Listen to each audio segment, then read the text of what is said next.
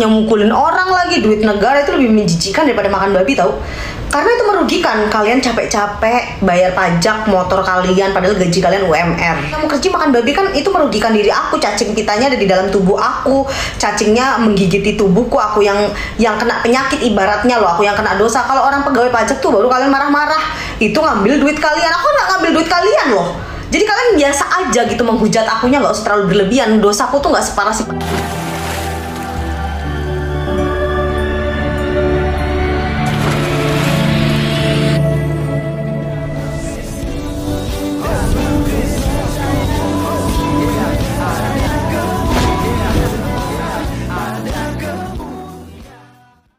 Yang memakan kulit babi dan dibuat konten hingga sampai saat ini masih berlanjut.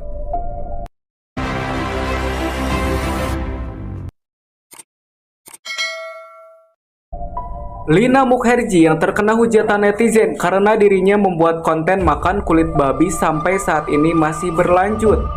Lina Mukherjee harus rela terkena hujatan netizen karena ulahnya sendiri. Namun bagi Lina Mukherjee sendiri, hal yang dilakukan olehnya itu sama sekali tidak merugikan orang lain. Malah, Lina Mukherjee saat diingatkan para warganet, dirinya mencoba membandingkan dirinya dengan para koruptor dan tindakan kejahatan lainnya. Jadi, menurut Lina Mukherjee sangat tak pantas apabila dirinya dihujat gara-gara makan daging babi. Korupsi lagi, baru anaknya mukulin orang lagi, duit negara itu lebih menjijikan daripada makan babi tau. Karena itu merugikan, kalian capek-capek bayar pajak motor kalian padahal gaji kalian UMR. Gaji 5 juta harus bayar pajaknya berapa?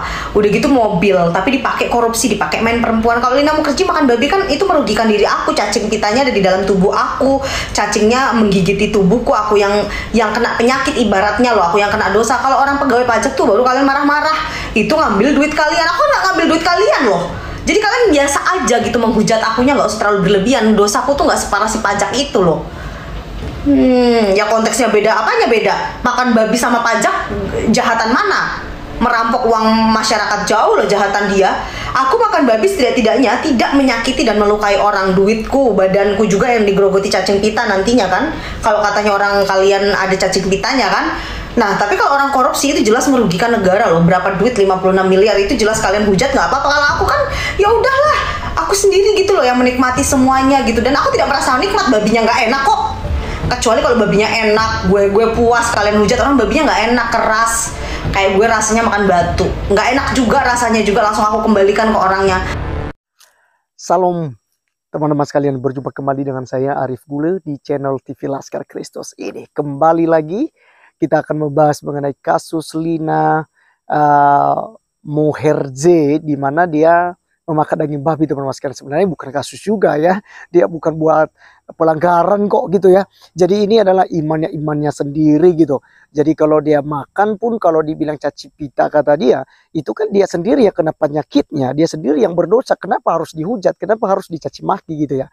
Nah jadi teman-teman sekalian, lagi-lagi orang-orang yang merasa diri itu sudah benar, sudah suci di hadapan Tuhan gitu ya, sehingga mereka lebih cepat untuk menghakimi agama lain, menghakimi orang lain gitu ya. Jadi kalau kita lihat apa yang diajarkan Alkitab kepada kita, bahwasanya janganlah kamu menghakimi supaya kamu jangan dihakimi. Jangan kamu menghukum supaya kamu jangan dihukum, karena ukuran yang kamu pakai untuk mengukur dan menghakimi orang lain itu juga nantinya yang akan diukurkan kepadamu oleh Tuhan. Oleh karenanya teman-teman sekalian, ya nggak usah sewot lah ya dengan orang lain, dia mau makan apakah itu urusan dia gitu ya. Baik teman-teman sekalian, mari kita dengarkan dulu, karena Mbak Lina ini memberikan pembelaan teman-teman sekalian, pembelaan terhadap hujatan-hujatan itu, karena terlalu berlebihan menurut dia. Dan dia katakan dia bukan koruptor, dia bukan juga pemungut pajak gitu ya, pemungut cukai yang memang merugikan masyarakat pada umumnya. Ya, dia sendiri kok yang rugi, bukan orang lain. Kenapa harus dicaci maki menurut dia? Dan pembelaannya ini teman-teman sekalian, saya setuju teman-teman ya.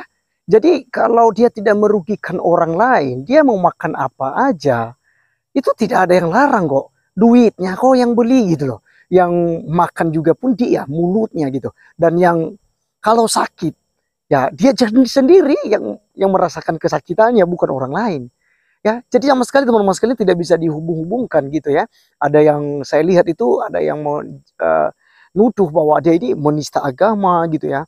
Ada beberapa channel ya, dia dihujat lalu dikatakan bahwa Lina Muherje ini menista agama gitu. Jadi sebenarnya yang nggak pantas juga, karena dia sendiri kok yang mengalaminya, tidak merugikan orang lain. Kecuali tadi dia sengaja beli daging babi lalu dia berikan kepada umat muslim gitu ya, untuk dimakan gitu.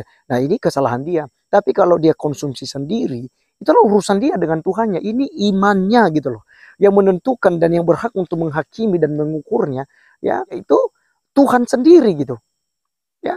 Tidak ada manusia, tidak bisa kita hakimi teman-teman sekalian ya. Makanya Alkitab katakan dalam Matius pasal 7 ayat 1 sampai 2 tadi itu, janganlah kamu menghakimi supaya kamu jangan dihakimi, dan ukuran yang kamu pakai untuk mengukur orang lain itu akan diukurkan kepada kamu. Jadi jelas teman-teman sekalian bahwa kita tidak boleh menghakimi siapapun dan menghukum siapapun gitu ya.